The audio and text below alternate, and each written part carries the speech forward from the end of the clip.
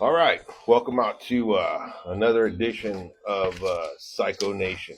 I feel like a news reporter.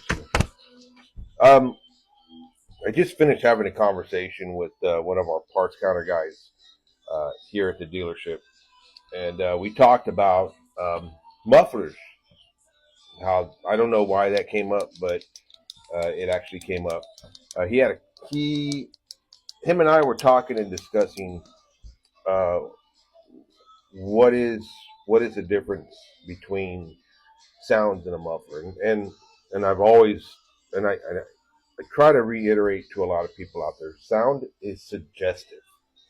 Um, the best thing to do is if you're looking for a sound, a specific sound.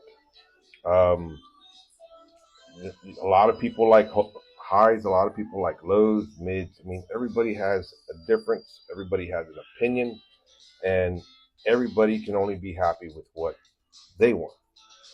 So I always based when I was talking to people about mufflers. Of course, I had one muffler that I always preached.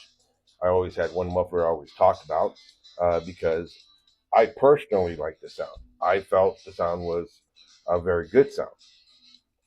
But just because I talked about that one particular muffler, or customers would ask me, about other mufflers, I always give them the information that they needed to have to make a clear, decisive choice so that you as a customer is happy and you're going to be happy with the product that you buy, which you should. You don't go to a car lot and you have the money to buy a Corvette, but then the salesperson talks you into buying a Fiat.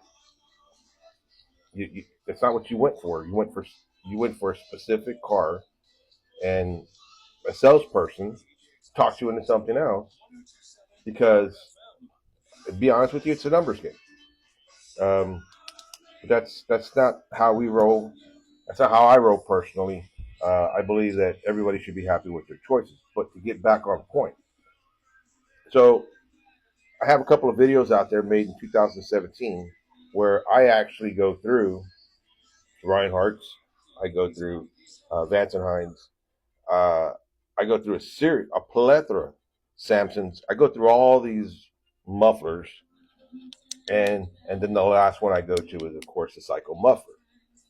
Again, I explain every tone in every muffler, and you can do this on your own if you're looking for a set of mufflers to go on your bike, slip-ons. If you're looking to do a full exhaust system, that is something that full exhaust system is very expensive, and I highly recommend before you go purchase full exhaust system that you do your research on it, whatever you're looking for. Just like I said, even the simplest things, slip-on mufflers, do your research, get that taken care of.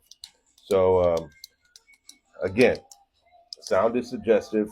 Do your homework when it comes to slip-on mufflers for whatever bike you ride. If you're doing a full exhaust system, again, do your research before you make that investment. I try to make it to where you don't regret your purchase.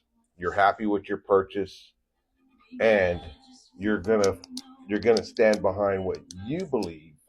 And then so when your friend or whoever comes up to you and goes, "Hey man, that's a badass system," you're able to tell them the exact same steps you went through, because again, sound is suggestive. Be very aware of that. Anyway, for Psycho Nation, here at Harley Davidson, I'm out. Peace.